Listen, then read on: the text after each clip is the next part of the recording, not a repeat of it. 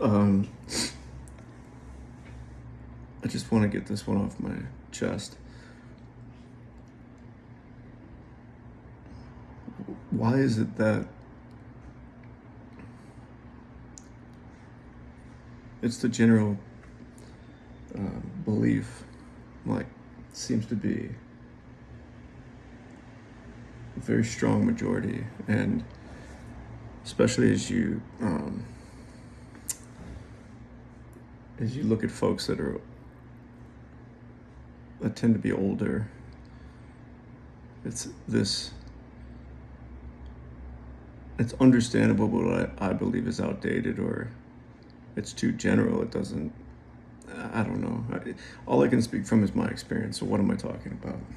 I'm a father. I'm a father that has worked really hard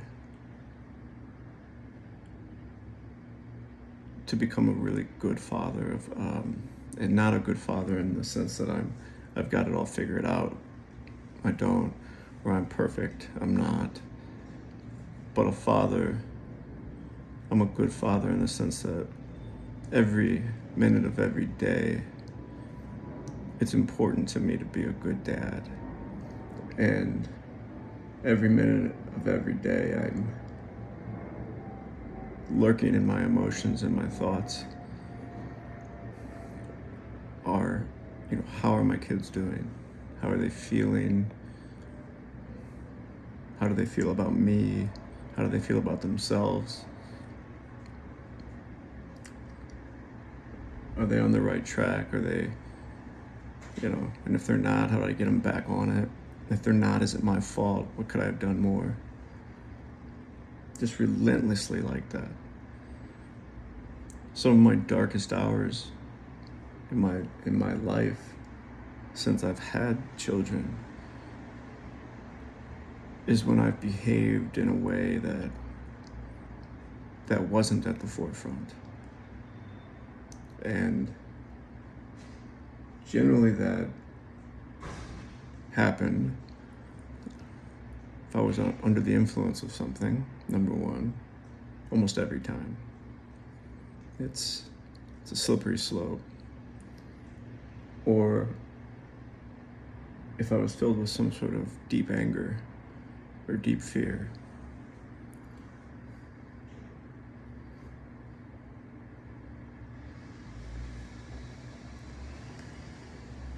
I would say, generally speaking, there's been three things that have taken me from that place where my children are at the center, and it's without question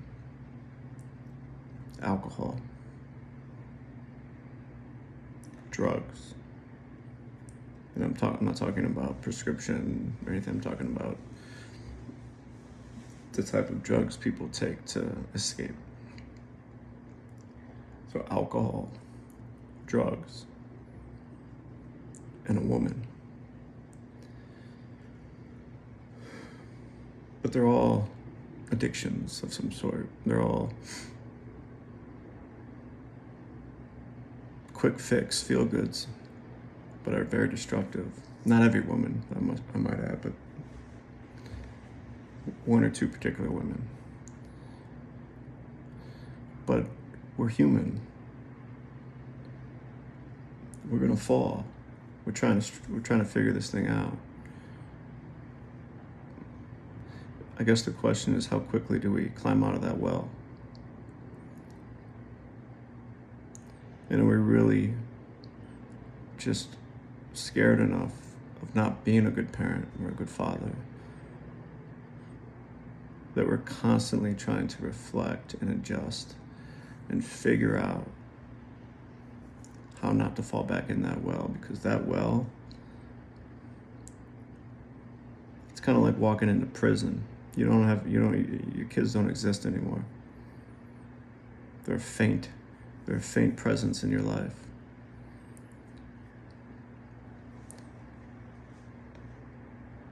So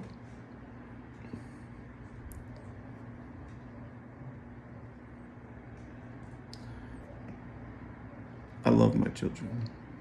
I've started a business with them at the center of it.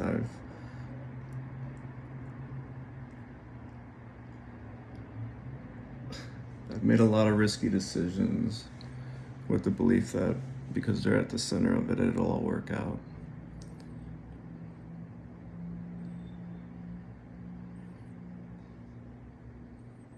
Caring for them and making sure that I provide for them is a non-negotiable, and has given me the strength to walk through fire. So why is it? And when I say that, I'm not talking about Mr. Macho father of some older kids. I nurtured my oldest son from the moment he was born. I held him, I loved him, I fed him, I changed him. I laid down with him, I played with him. I saved him, got him medical attention, comforted him. And as he's gotten older, those things evolve, but I've also been hard on him, and I've been mean to him, and I've been critical of him. But the hard, the mean, the critical, 99% of the time, it's because I love him and I see such beautiful potential.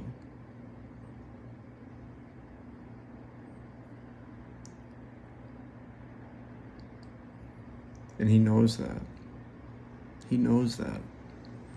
Can you imagine as a child growing up and knowing, wow, hey, my dad's not perfect. He can be a little crazy and get angry, but I trust him. I love him. I admire him. And that man will always have my back. That man will always tell me the truth. That man will never betray me. That man will never be upset with me in a very deep way if he didn't believe that I could do better. I didn't have that. And I'm working on that with my daughter, and I feel like I'm making progress. You know, little things. I'll be there for you. I'll surprise you and I'll go watch your entire track practice in the middle of the week.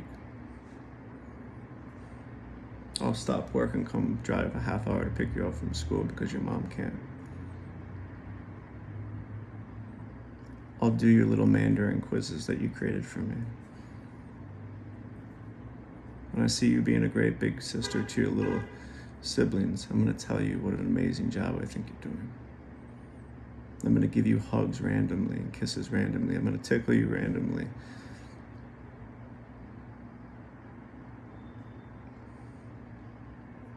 But I'm also going to hold you accountable. And then we go to my little ones, babies.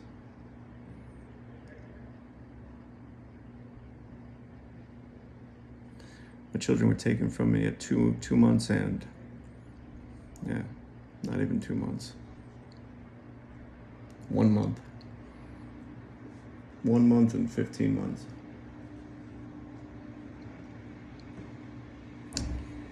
I don't know if I can't imagine anyone ever understanding that kind of pain unless they've gone through it.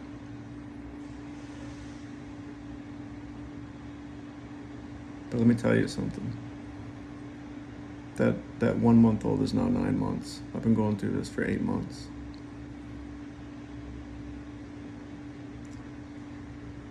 I've seen that little one on average 5 hours a week.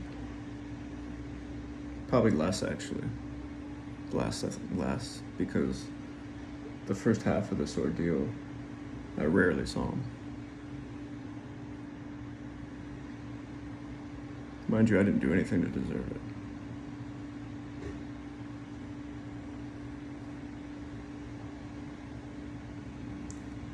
So think about it.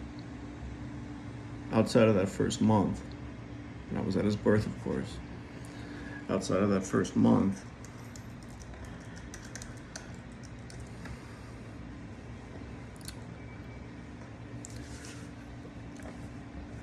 I've seen him on average, we'll say 3 hours a week.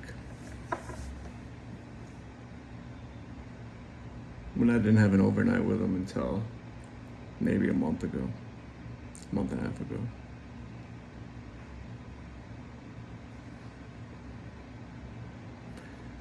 When I see that boy,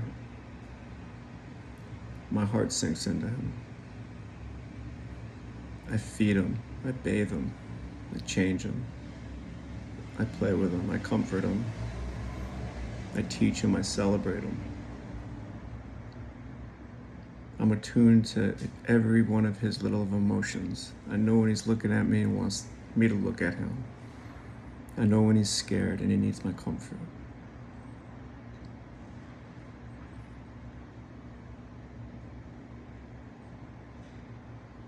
There's something like 164 hours in a week.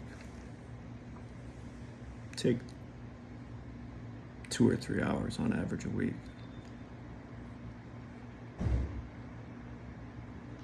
It's a very low percentage, 1 to 2% of his living life for the last 8 months. And you know what? When that boy sees me, he wants me. He reaches for me. From his mama's arms, he reaches for me. He sinks into me. He doesn't want to leave my arms. I finally got him for 4 nights and 5 days. He was in heaven. I took care of him.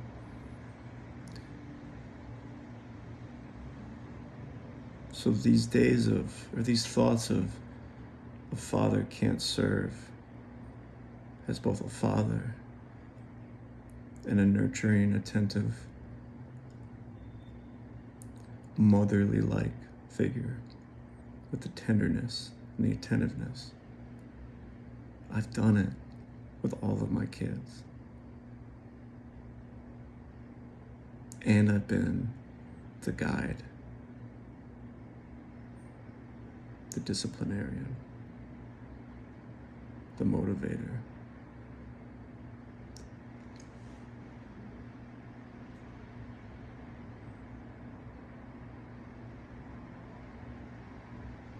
But conventional wisdom is men aren't like that, dads aren't like that.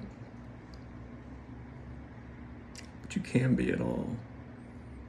You can be a man, a heterosexual man, who is a tender, motherly-like father, tending to all the needs, and a sporty, roughhousing disciplinarian / coach / friend / unconditional loving parent. And I know there's a lot more men out there like that. I know there's a ton. And I know there's seems to be an increasing number of women that aren't that. Not only are they not the traditional man role, but they're failing to show up in the traditional motherly role. Many are great, but there are a lot that aren't. So we need to start looking at parents individually, both of them with a critical eye. Don't assume, oh, that's a mother, she seems sweet, that she's a good mother. And don't assume he's a good father.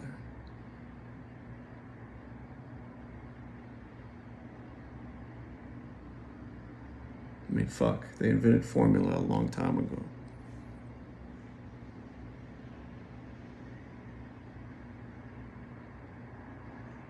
To tell a man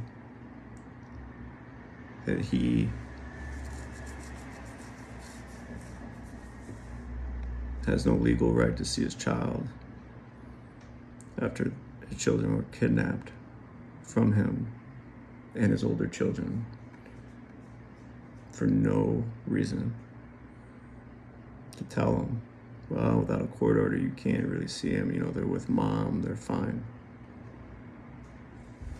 She was on the other foot, I would have been in fucking jail. Does the father get to run off with the kiddos?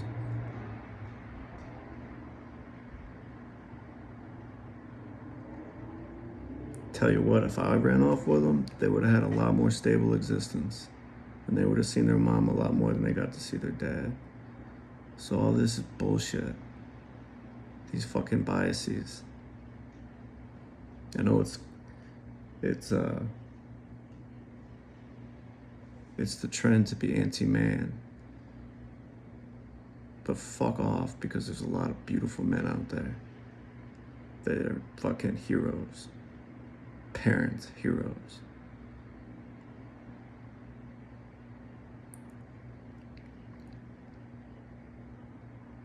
To go months and I can't have any alone time or any overnights with my kids because they're being held hostage by an angry, vengeful, mentally and emotionally unstable woman.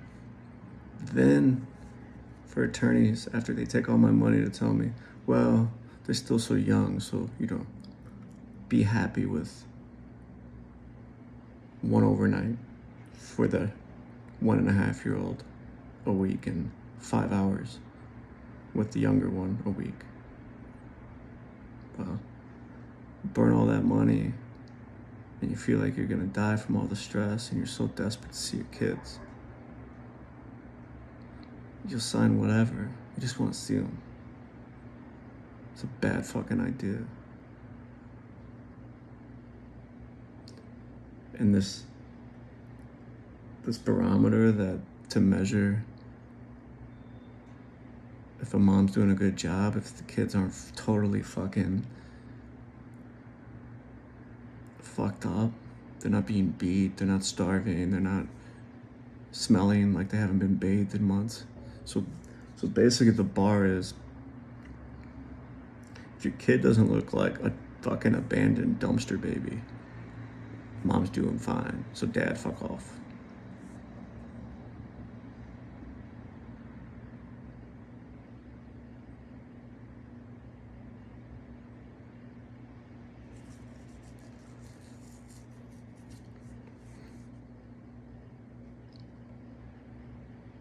Yeah, we're gonna make change.